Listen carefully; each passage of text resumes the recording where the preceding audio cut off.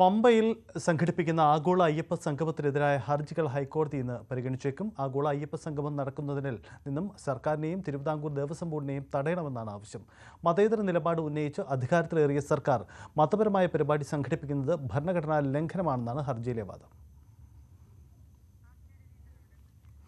ആജ്ഞ രവീന്ദ്രൻ കൊച്ചിയിൽ നിന്ന് ചേരുന്നു. ആജ്ഞ, ഇപ്പോൾ ഈ ഹർജി പരിഗണിക്കും എന്നാണ് വിശദാംശങ്ങൾ.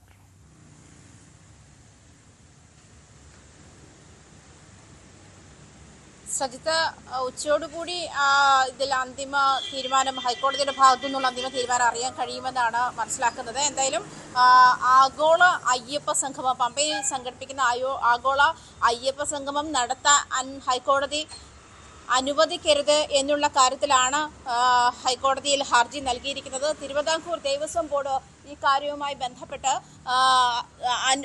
പണം ചെലവാക്കാൻ തിരുവിതാംകൂർ ദേവസ്വം ബോർഡിനെ അനുവദിക്കരുത്, ഇതിൽ നിന്ന് ദേവസ്വം ബോർഡിനെ തടയണമെന്നാണ് ഹർജിയിലെ പ്രധാനപ്പെട്ട ആവശ്യം. എന്തായാലും ഹൈക്കോടതിയുടെ അവധിക്കാല ബെഞ്ചാണ് ഹർജി പരിഗണിക്കുന്നത്. ആഗോള അയ്യപ്പ സംഗമത്തിനായി പ്രധാനമായും തിരുവിതാംകൂർ ദേവസ്വം ബോർഡിൽ നിന്ന് ആഗോള അയ്യപ്പ സംഗമത്തിനായി പണം ചെലവഴിക്കാൻ അനുവദിക്കരുത് എന്ന് തന്നെയാണ്. അതുപോലെ ഈ ഹൈന്ദവീയം ഫൗണ്ടേഷൻ ട്രസ്റ്റാണ് ഹർജിക്കാർ. എന്തായാലും അല്പസമയത്തിനകം തന്നെ, അതായത് ഉച്ചയ്ക്ക് മുൻപായിട്ട് തന്നെ ഈ ഹർജിയിലെ വിധി അറിയാമെന്നാണ് മനസ്സിലാക്കുന്നത്. സജിത്ത്, ആഗോള അയ്യപ്പ സംഗമത്തിനെതിരായ ഹർജി ഇന്ന് കോടതിയുടെ പരിഗണനയിലുണ്ട്. സർക്കാർ ഇത്തരമൊരു പരിപാടി സംഘടിപ്പിക്കുന്നതിനെതിരായ നീക്കമാണ് ഉണ്ടാകുന്നത്.